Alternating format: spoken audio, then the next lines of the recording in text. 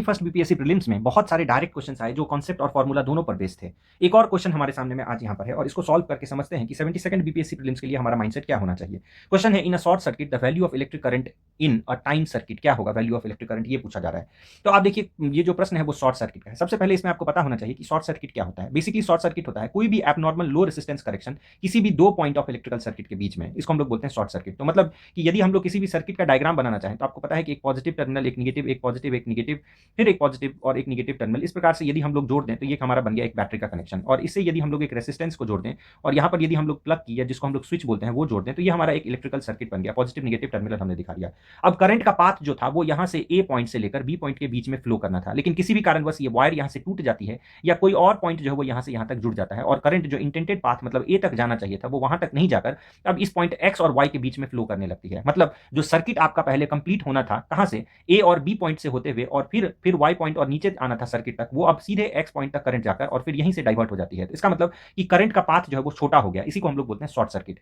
तो यहां पर यदि शॉर्ट सर्किट हुआ तो जो करंट का वैल्यू है वो ऑटोमेटिकली क्या हो गया, आपके सर्किट में इंक्रीज कर गया, क्योंकि जिस रेसिस्टेंस के थ्रू करंट जो है वो पास करते हुए फाइनली पहुंचती वो रेसिस्टेंस अब रहा ही नहीं। तो इसका मतलब कि करंट का वैल्यू जो है वो ऑटोमेटिकली क्या हो गया, इंक्रीज हो गया। तो यहां पर इस हिसाब से हम लोग देख सकते थे कि इसका आंसर क्या होता है, increases very high. Short circuit में जो करंट का वैल्यू है वो क्या हो जाता है, इंक्रीज हो जाता है वेरी हाई। इसको दूसरे तरीके से कैसे बना सकते हैं हम लोग, कि आपको पता है ओम्स लॉ होता है एक फिजिक्स में जिसको हम लोग बोलते हैं कि at constant temperature potential difference across the conductor is directly proportional to the amount of electric current passing through it. और प्रोपोर्शनलिटी साइन हटाते हैं तो यहां पर कांस्टेंट आर डालते हैं रेजिस्टेंस। यदि यहां से हम लोग आई का फॉर्मूला निकालना चाहें तो I is equals to formula हो जाता है वी अपॉन आर। इसका मतलब इलेक्ट्रिक करंट जो है वो रेजिस्टेंस के इनवर्सली प्रोपोर्शनल है। मतलब रेजिस्टेंस यदि कम तो इलेक्ट्रिक करंट काफी हाई।